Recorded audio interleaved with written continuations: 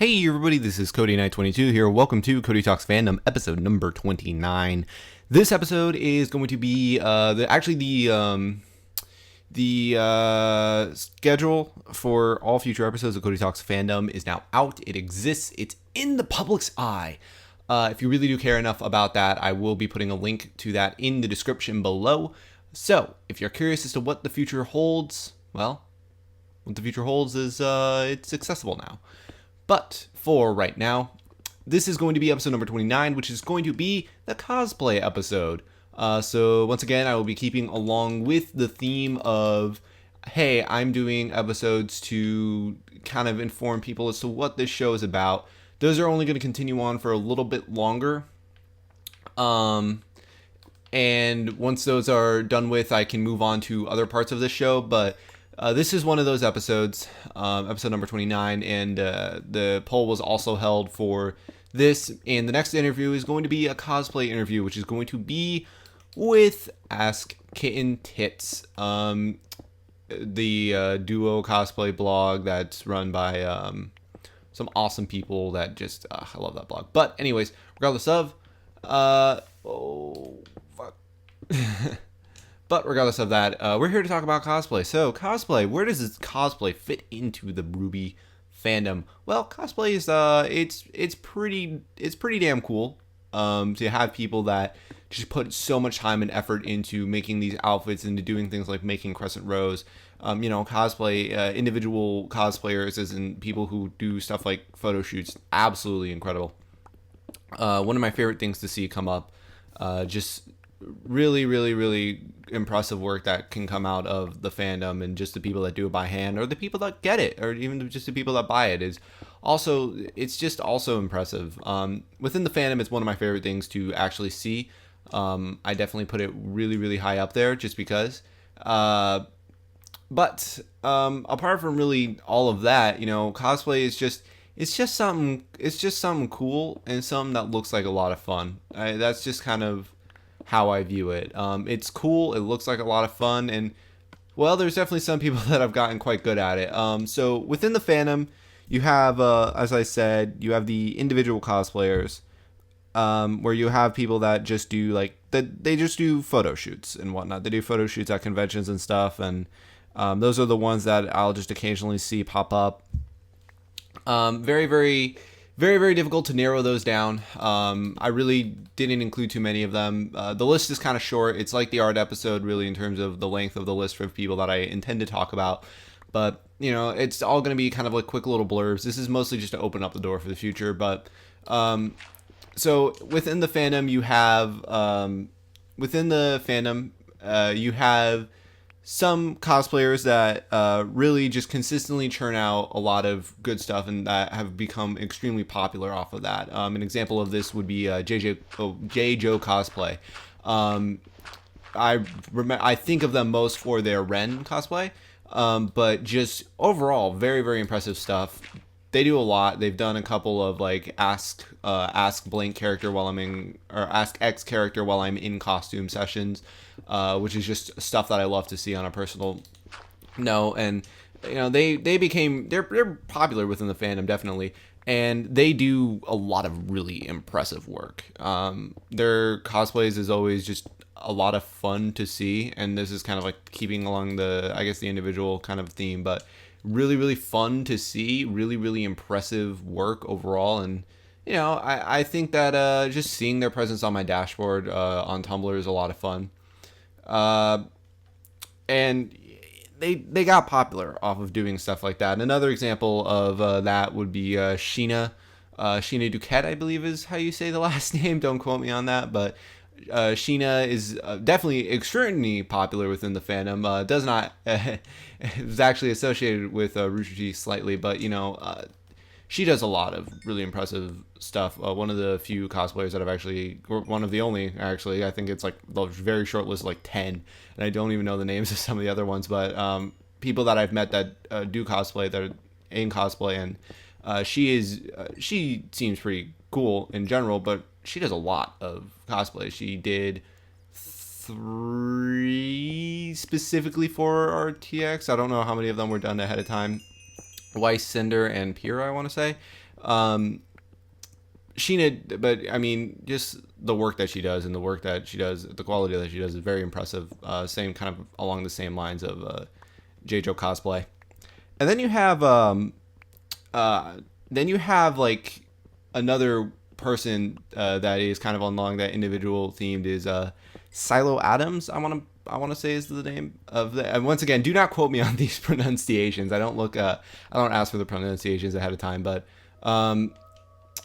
Clioadams, another kind of along that theme of individual, does the photo shoots and all that. I saw them first as Neo. That was the first time that I saw their cosplay, and that's kind of just how I associate them now. They do Neo cosplay in my mind, and very, very impressive Neo cosplay, and kind of just been sticking around, been hovering around their blog for a little bit. I really like, the stuff that they do as well. They're another pretty big name in the RWBY fandom. I mean, just these three people, they do a lot of individual work. I don't know how fair it is to call it individual work, but that's just the way that I'm referring to it. But they do a lot of like the individual work, the photo shoots and whatnot, and really, really good stuff come out of all three of them. And then you have another area that I think is interesting within the within the fandom, which is just this person I think is kind of unique, where you had an AU that was around for a very long time called the RWBY Rock AU.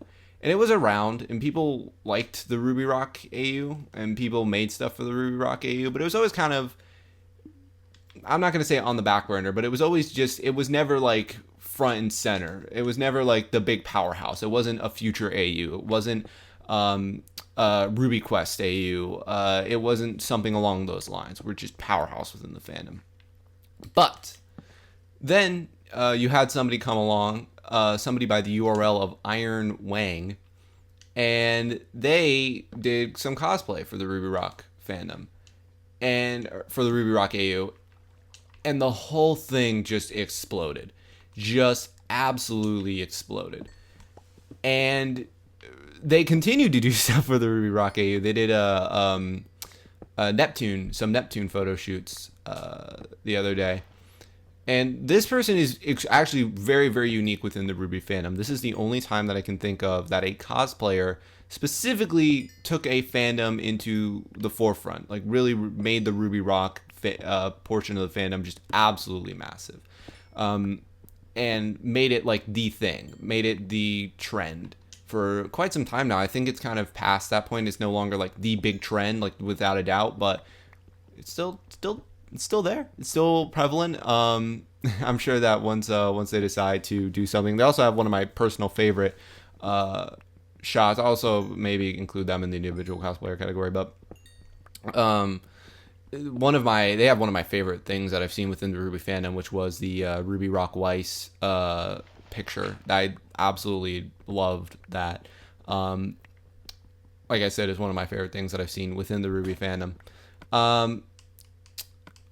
But, from there, they're just talking about really, well, that's a pretty unique thing. But I said individual cosplayers, so what do I mean kind of outside of that? Well, you have cosplayers that do things like run Ask blogs.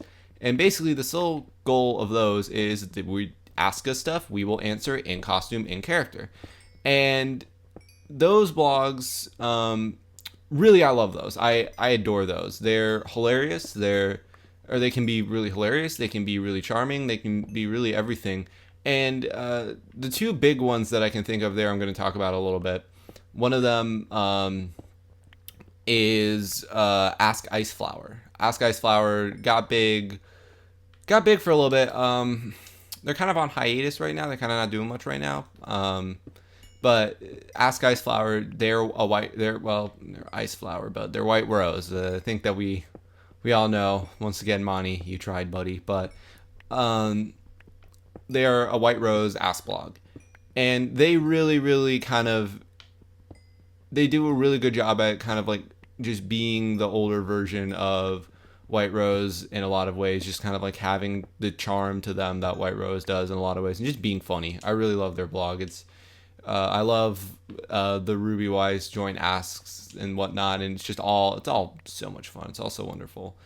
But then the other one that you have is probably my personal favorite blog, period, on Tumblr, Ask-Kittentits, who will be on the show next week.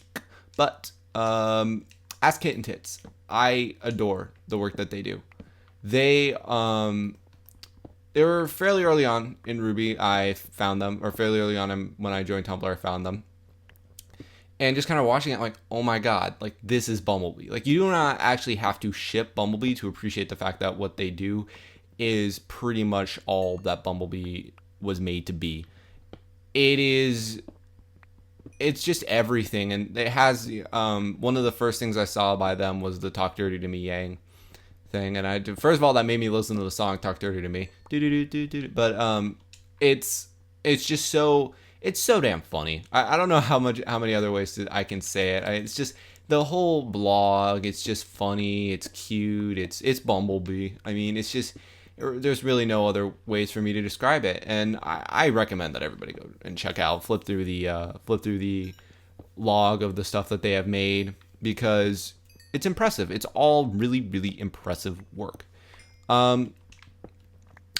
But that's actually not how I'm going to end the discussions for these cosplayers, because I have an example here that really, really kind of, I don't know, it puts how unique RWBY is treated or how really, really unique RWBY is from the standpoint of the creators and their interaction with the fandom. So next person I'm going to be talking about is SoulfirePhotos. And they did cosplay work for RWBY, and one day they did a Femme Roman. And Femme Roman is, they did this coat, they did the everything for that Femme Roman, and the picture of it I'm sure is somewhere on the screen right now. Let's look at that. But so they did the Femme Roman, and they, I don't know how many other ways to describe it. It's a really, really, really well done cosplay.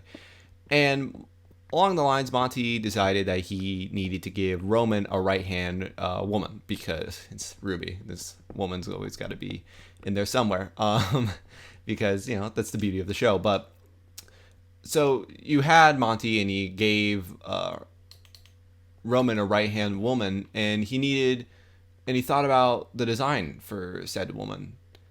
And he looked to that Femme Roman cosplay that was done by SoulfirePhotos and said, this is Neo now. And that's how we have our little precious ice cream killing machine. Or at least the way that she looks is really through this cosplay. And that is completely unique to within this fandom, and potentially within other shows as well. I don't know how often an actual cosplay becomes canon, like just because of how well done the cosplay is. But it did, and that's huge. The cosplay is very impressive, and of course they were the first to do a Neo cosplay immediately afterwards, after Monty contacted them and whatnot. But they were the first to do Neo cosplay, and really, that I think that above all else, that makes the RWBY fandom very, very interesting, or very, very unique. We have the creators that do stuff like this. Like, how cool is that? Like, the creators of our show do stuff like that. That is awesome. But it also goes to show where, cosplay, it plays a big role in this fandom. It plays a big role in any fandom, honestly. To say it's just this fandom is unfair, but it plays a big role. It's so cool to see. There's so much work that has to go into cosplay. Like, holy crap, you people are absurd that do this stuff. I mean, you have my full respects, always.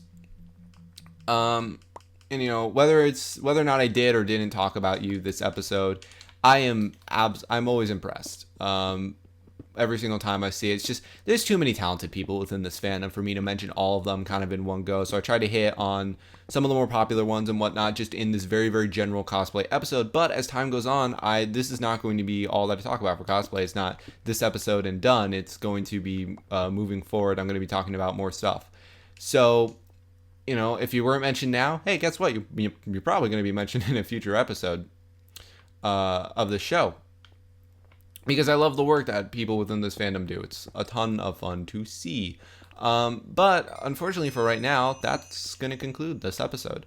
The next episode that I'm going to be doing is going to be the interview episode with Ask-Kittentits. So if you have any questions for them, please do leave them in the comments below. You can message me on Tumblr. You can do something along those lines.